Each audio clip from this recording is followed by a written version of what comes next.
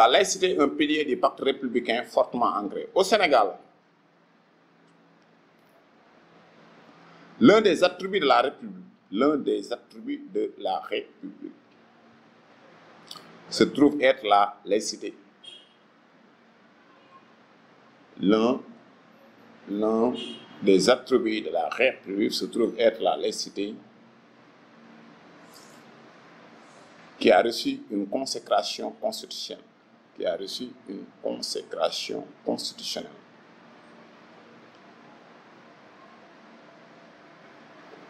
Entre parenthèses, grand A. Et inspirer le législateur, entre parenthèses, grand B. Et inspirer le législateur, entre parenthèses, grand B. Toujours grand A, grand B. Hein? Ok, maintenant vous allez à la ligne, vous écrivez la consécration constitutionnelle du principe de la laïcité. La consécration constitutionnelle du principe de la laïcité.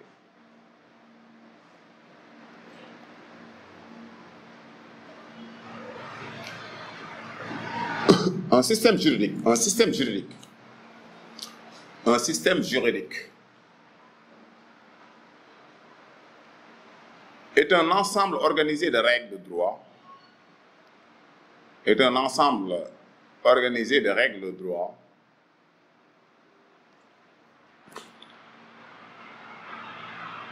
régissant une société donnée.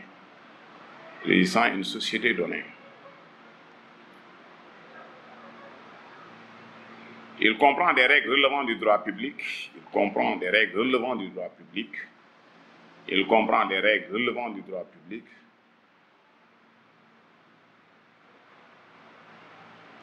Et d'autres appartenant au droit privé. Les règles relevant du droit public et d'autres relevant du droit privé. Donc, quand on dit justement les règles du droit privé, ça, vous êtes censé le savoir, parce que ce sont des règles qui sont censées régir les relations entre les particuliers que nous sommes. Maintenant, quand on dit les règles du droit public, ce sont des règles qui régissent les relations entre justement les pouvoirs publics ou les relations entre les particuliers que nous sommes avec les pouvoirs publics. Le droit constitutionnel, le droit administratif, les finances publiques relèvent justement du droit public. Quand on parle du droit public, le droit civil, si vous voulez, le droit des obligations, le droit du travail, etc., c'est du droit privé.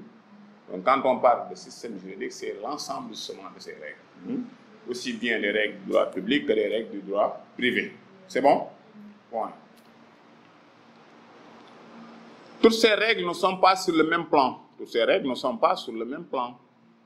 Et n'ont pas la même valeur. Je vous avais dit la dernière fois, la pyramide de 45 scènes, je dis qu'il y avait des règles dans la société, il y a des règles ayant pour auteur le peuple. Encore, c'est la Constitution a pour auteur le peuple. Il y a des règles qui ont pour auteur le législateur, qui sont considérés comme des représentants, du peuple. Il y a des règles, justement, qui émanent du président de la République, qu'on appelle les décrets.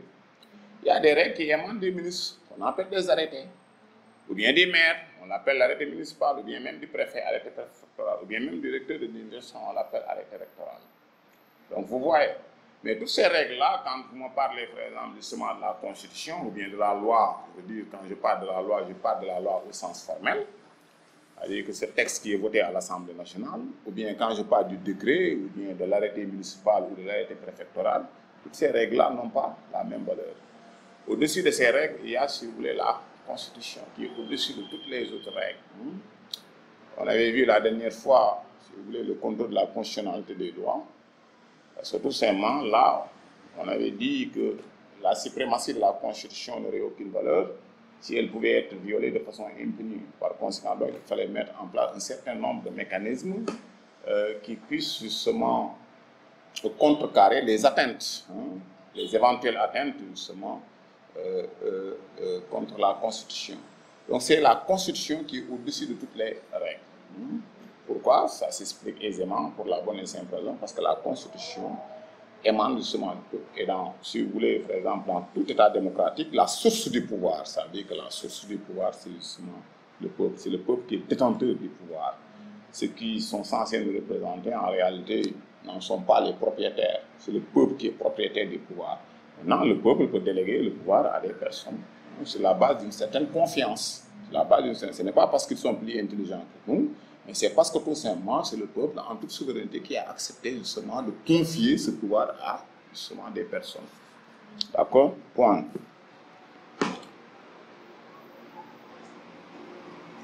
Des subordinations apparaissent nécessairement en ce que les subordinations apparaissent nécessairement en ce que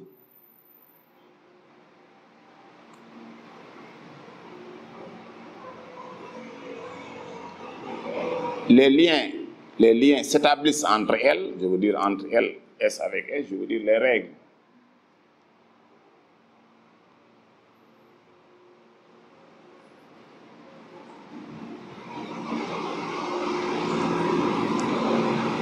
Les liens, en ce que les liens s'établissent entre elles, virgule, ou des règles commandent à d'autres,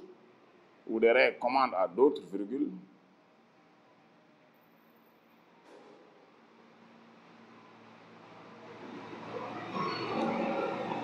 ou les règles commandent à d'autres, virgule,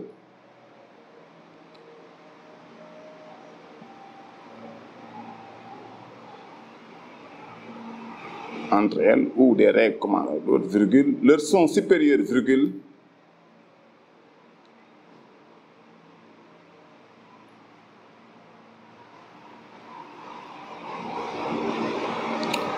virgule, ne peuvent être violés par ceux qui élaborent les normes subordonnées. Après, je vais expliquer pour que vous puissiez comprendre davantage. Ne peuvent être violés par ceux qui élaborent les normes subordonnées. Je vais expliquer. Je vous ai dit que donc justement que les règles n'ont pas les mêmes valeurs. Je vous ai dit qu'au-dessus il y a la Constitution.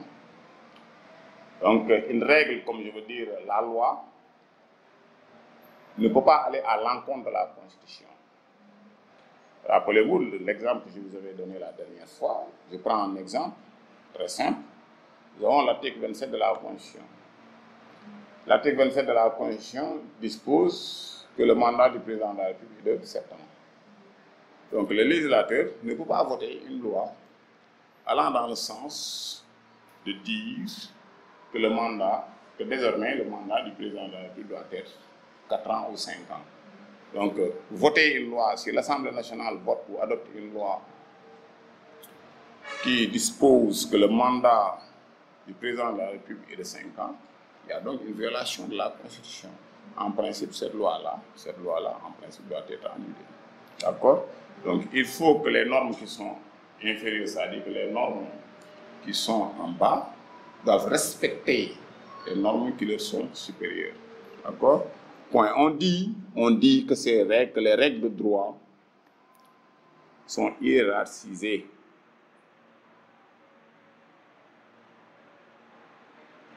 On dit que ces règles de droit sont hiérarchisées. Au sommet de la hiérarchie se trouve la Constitution. Au sommet de la hiérarchie se trouve la Constitution.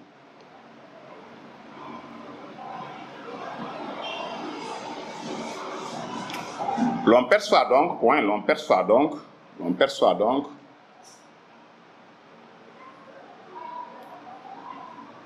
alors toute la portée de l'acte, on perçoit donc toute la portée de l'acte qui consiste à faire figurer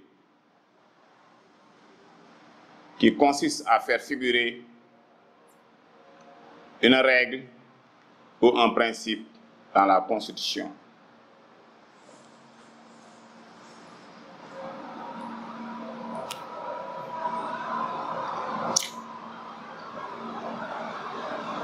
Point. La constitutionnalité d'un principe. Ça veut dire, quand je dis la constitutionnalité d'un principe, c'est si vous voulez, par exemple, justement, le fait d'inscrire un principe dans la Constitution, hein, la constitutionnalité d'un principe,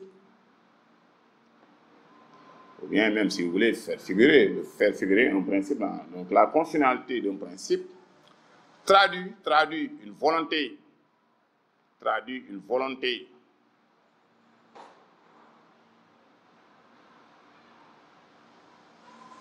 du constituant. Le constituant, quand on dit le constituant ici, le constituant, quand on dit le constituant originaire, c'est le peuple. Hein? Donc, traduit une volonté du constituant de le placer hors d'atteinte du législateur. De le placer hors d'atteinte du législateur. De le placer hors d'atteinte du législateur. C'est bon jusque-là? C'est bon? Point.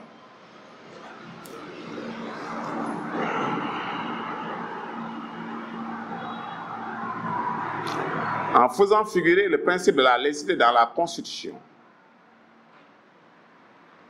En faisant figurer le principe de la laïcité dans la Constitution.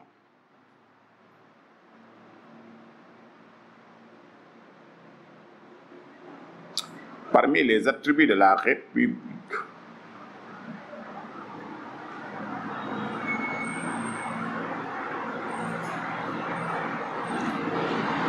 et en mentionnant dans le préambule, je vous avais dit dans la dernière fois que en mentionnant dans le préambule, je vous avais dit que la Constitution est un document. Lorsqu'on étudie la Constitution, je vous avais dit que c'est un document. Hein? C'est un document.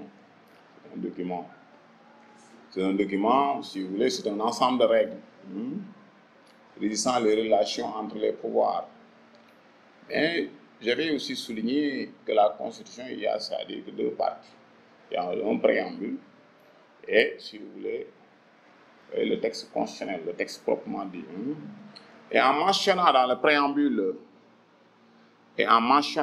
préambule, l'adhésion du peuple sénégalais à la déclaration des droits de l'homme et des citoyens,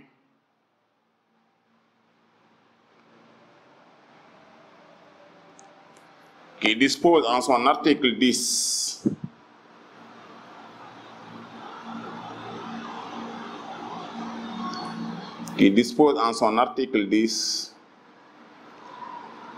que vous ouvrez les guillemets, que nul ne peut être inquiété pour ses opinions religieuses,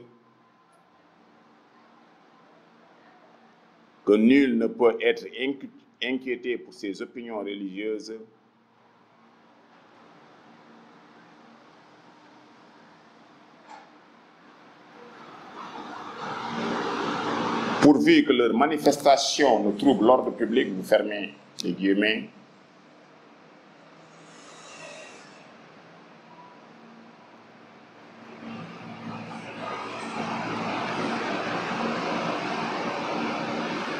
Il ne fait de doute.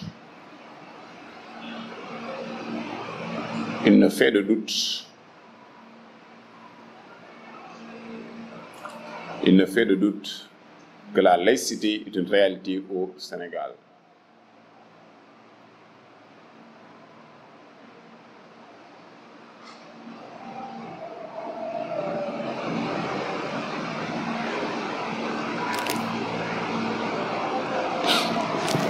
C'est bon jusque-là, hein? Il n'y a pas de questions. C'est bon. Donc c'est au nom de cette laïcité, c'est au nom de la laïcité,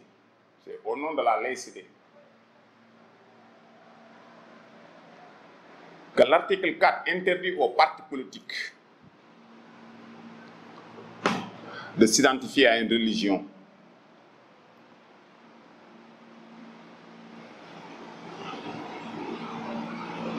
Donc vous voyez, donc maintenant est-ce que l'identification d'un parti politique, justement, est-ce que cette interdiction est respectée? Allez savoir. Maintenant, si on doit apprécier maintenant la laïcité par rapport aux faits, en ce qui nous concerne, si l'on s'en tient au texte, il est formellement interdit à un parti politique de s'identifier à une religion. Mais maintenant, est-ce que dans la pratique, cela se justifie, ou bien cela est avéré, ou bien est-ce que l'interdiction, par exemple, trouve application Ça, c'est une autre question que nous verrons dans la deuxième partie. Mais en ce qui concerne la première partie, ce que nous devons montrer, que la laïcité est une réalité au Sénégal. Et sur quoi nous nous fondons, si vous me posez la question de ça, pourquoi vous dites que le Sénégal est un pays laïque? Mais je vous dis que le Sénégal est un pays laïque parce que pour peu que vous constituiez justement sa constitution, vous allez vous rendre compte que le constituant sénégalais a montré un certain attachement au principe de la laïcité. Et compter ce principe parmi les attributs de la République. Ça, c'est le principe. D'accord? Et qu'au-delà justement de cet aspect, l'article 10, justement, du préambule de la Constitution dispose, et ce de façon très claire, que vous ne pouvez pas inquiéter une personne pour ses opinions religieuses. Ça veut dire tout simplement donc on donne la liberté à tout un chacun justement de pratiquer sa religion comme il l'entend. D'accord? C'est bon.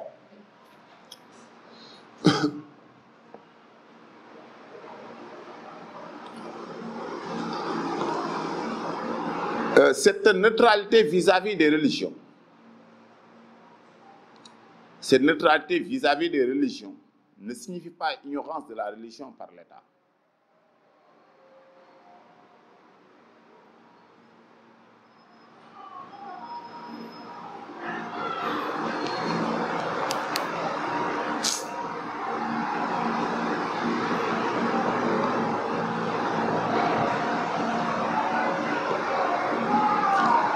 Donc ce n'est pas parce que l'État est neutre que doit comprendre que justement que l'État les ignore. Au contraire, il doit entretenir de très bonnes relations. Il doit entretenir de très bonnes relations avec toutes les confessions religieuses.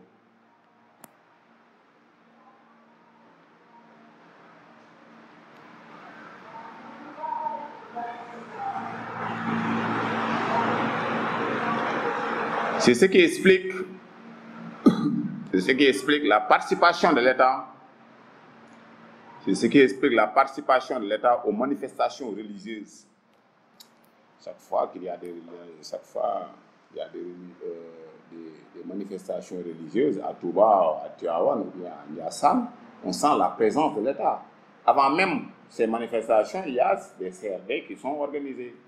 Donc pour éviter qu'il y ait justement un certain nombre de désagréments relativement justement à l'approvisionnement en eau ou bien en électricité. Donc il y a la présence de l'État. Ce n'est pas parce que tout simplement nous sommes dans un État laïque que l'État doit, si vous voulez, par exemple, tourner le dos aux religions. Non, il n'en est rien. Au contraire, l'État doit soutenir les religions ou bien, si vous voulez, par exemple, justement, les accompagner dans toutes les manifestations justement qu'elles font. Point. C'est ce qui explique la participation de l'État dans les manifestations religieuses les plus solennelles, virgule,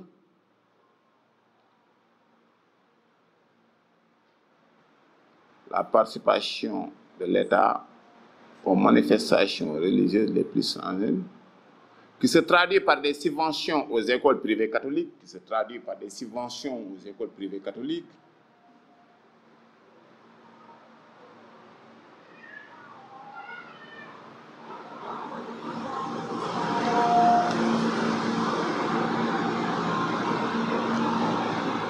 virgule, les journées chômées et payées à l'occasion des fêtes religieuses. Les journées chômées et payées à l'occasion des fêtes religieuses. Hein? Le jour de la Tabaski, personne ne travaille. Personne ne travaille. Noël, il en est même de même. Pour Noël, personne ne travaille. Tout ça, justement, doit être considéré comme une participation de l'État, justement, à ces manifestations religieuses. C'est ce qui permet de comprendre le professeur Seydou Madanissi lorsqu'il souligne. C'est ce qui permet de comprendre le professeur Seydou Madanissi. Le professeur Seydou Madanissi, c'est un professeur agrégé de droit qui a été ministre de la Justice sous le président Abdou Diouf. Il a été même aussi médiateur. Médiateur de la République. Aujourd'hui, l'actuel médiateur de la République, c'est Aline Badr Cissé. M. Seydou Madani a été médiateur de la République, il a été ministre de la Justice. Donc c'est ce qui permet de comprendre le professeur Seydou Madani ici lorsqu'il souligne, vous ouvrez les guillemets, la laïcité sénégalaise est une laïcité compréhensive. Vous fermez les guillemets. La laïcité sénégalaise est une laïcité compréhensive.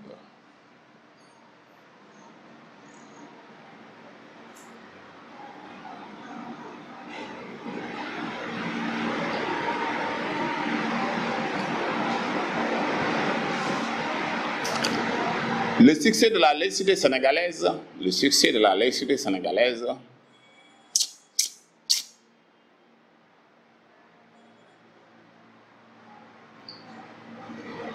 résulte dans le fait qu'elle permet l'expression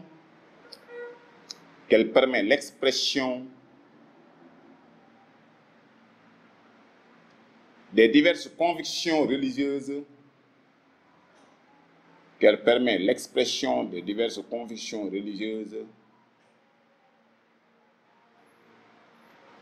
pour peu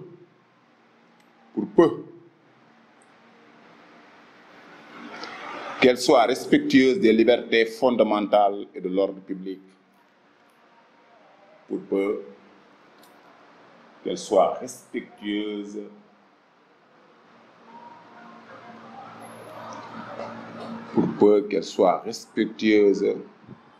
des libertés fondamentales et de l'ordre public.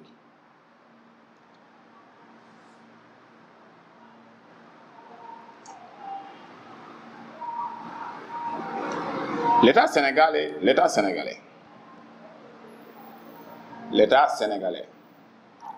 quoi qu'on puisse dire, l'État sénégalais, quoi qu'on puisse dire, contrairement à certains États,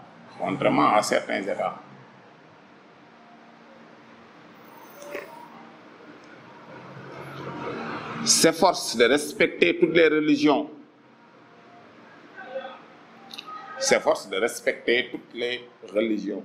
Ça, c'est une réalité, qu'on le veuille ou non. Hein. On peut être avec le président Macky Sall ou être contre le président Macky Sall. On peut être avec le président Wade ou bien être contre le président.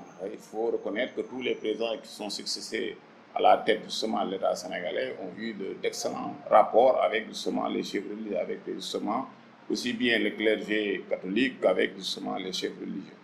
Donc ça, c'est une réalité. Hein.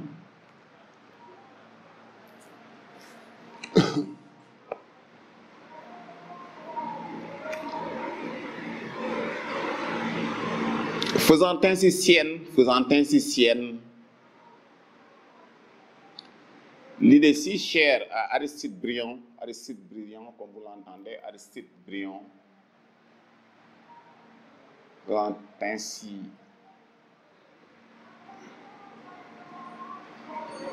faisant ainsi sienne l'idée si chère à Aristide Briand que l'État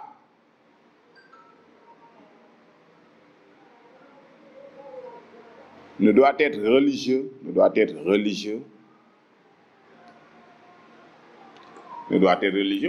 que quand on dit, par exemple, l'État ne doit pas être religieux, ça veut dire que l'État ne doit pas s'inspirer justement de règles religieuses, hein, d'accord, hein, pour réglementer les relations entre les individus, d'accord, ni anti-religieux, ça veut dire que tout simplement l'État ne doit pas être contre les religions. Je vous ai dit tantôt que l'État se devait, en réalité, c'est une obligation pour l'État justement de participer aux manifestations religieuses. Donc l'État ne doit pas être anti-religieux. Encore, la laïcité ne signifie pas être contre les religions. La laïcité ne signifie pas, si vous voulez, par exemple, imposer une religion. On ne doit pas imposer une religion. Donc on ne doit pas imposer une religion. Mais à religieux. Vous fermez les guillemets.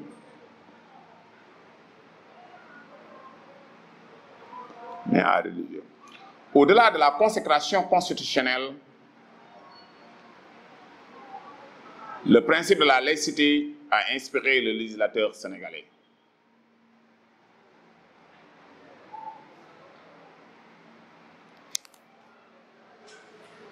Donc là, nous sommes en train de montrer, nous sommes dans la première partie, nous essayons de montrer que le Sénégal est un État laïque. Si vous me posez la question de savoir pourquoi c'est un État laïque, je vous dirais que c'est un État laïque parce que tout simplement, pour peu que je consulte le texte constitutionnel, je me rends vite compte que le Sénégal, justement, s'est inspiré du préambule de la Constitution et que la Constitution sénégalaise fait défense aux partis politiques de s'inspirer, par exemple, justement, d'une religion. D'accord? Donc maintenant, grand B, je mets la consécration législative diffuse, du principe de la laïcité.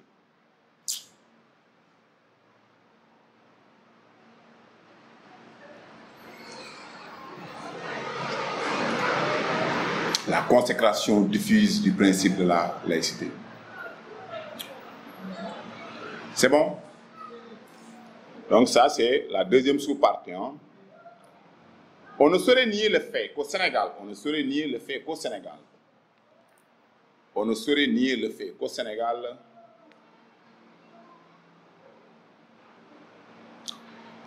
il n'y a aucune loi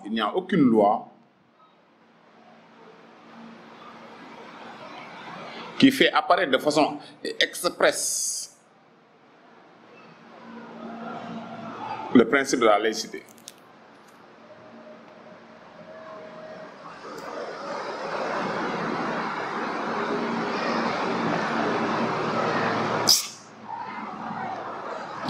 Quand je dis de façon expresse, ça veut dire que vous ne verrez pas une loi où il dit que, par exemple, le Sénégal est un pays laïque. La laïcité trouve son siège, c'est-à-dire que le principe, la consécration du principe de la laïcité trouve son siège dans l'article, justement, dans la Constitution. Mais en ce qui concerne, par exemple, en matière législative, il n'y a pas une loi de façon expresse qui dit que, justement, le Sénégal est un pays laïque. C'est ça qu'il faut comprendre par là. Ce qui ne veut pas dire que le dit principe n'a pas inspiré le législateur sénégalais.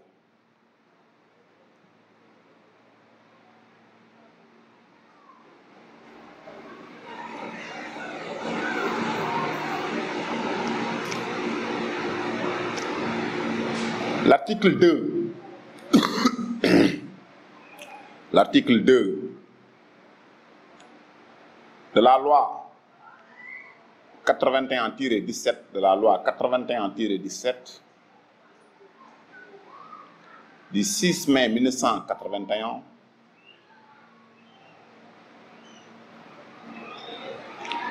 interdit de façon stricte aux partis politiques de s'identifier à une religion. Interdit de façon stricte aux partis politiques de s'identifier à une religion.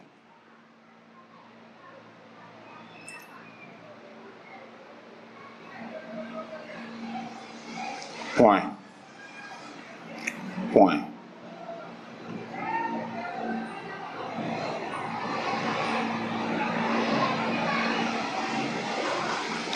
Un parti peut bien se garder de s'identifier à une religion. Un parti peut bien se garder de s'identifier à une religion au moment du dépôt de ses statuts.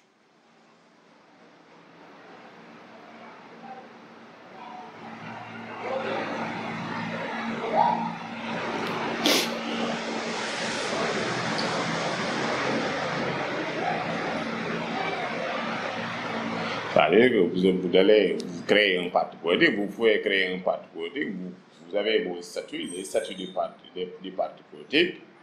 Il n'est mentionné nulle part que le parti s'inspire justement d'une quelconque religion.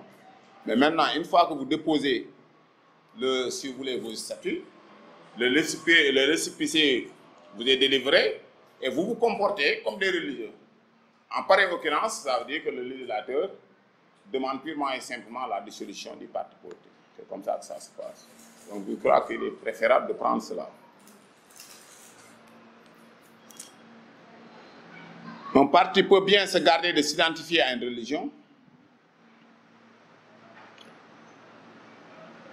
au moment du dépôt de ses statuts,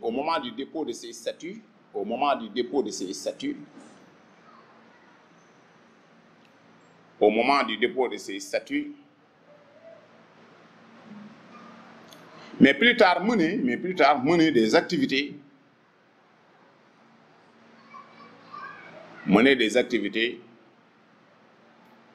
Ou prendre des positions, ou prendre des positions, ou prendre des positions, ou prendre des positions.